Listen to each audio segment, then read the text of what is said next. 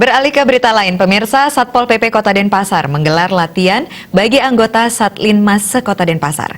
Pelatihan tersebut bertujuan meningkatkan wawasan pengetahuan dan keterampilan Satlinmas dalam menghadapi gangguan Kamtibmas di wilayahnya.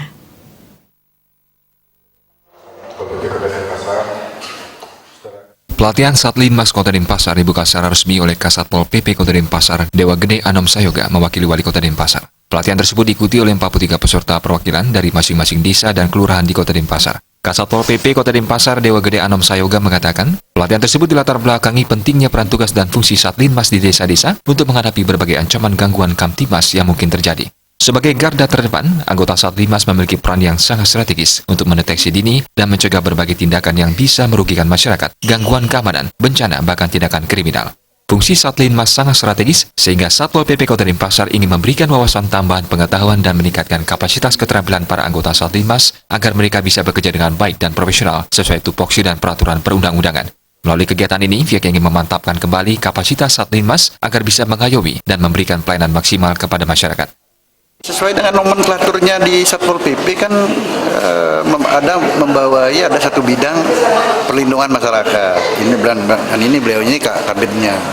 Nah, untuk itu kita mencoba membangkitkan lagi apa yang pernah ada seperti sistem keamanan lingkungan Siskamling itu. Ya kita bangkitkan lagi melalui Linmas ini sehingga semuanya bersinergi. Ya sinergitas gerakan disiplin aparatur ya dimulai dari Satpol PP dan Linmas ini kita tunjukkan. Sementara Ketua Panitia Acara, Imade Sukarata mengatakan, dalam rangka meningkatkan kapasitas dan profesionalisme anggota Satlinmas, melalui pelatihan ini, para peserta akan memperoleh materi terkait tupoksi Satlinmas, baris berbaris, sikap etika profesi, cara menangani bencana alam, dan wawasan terkait fungsi Satlinmas dalam membantu aparat keamanan negara dalam menjaga Kamtibmas dan materi lainnya.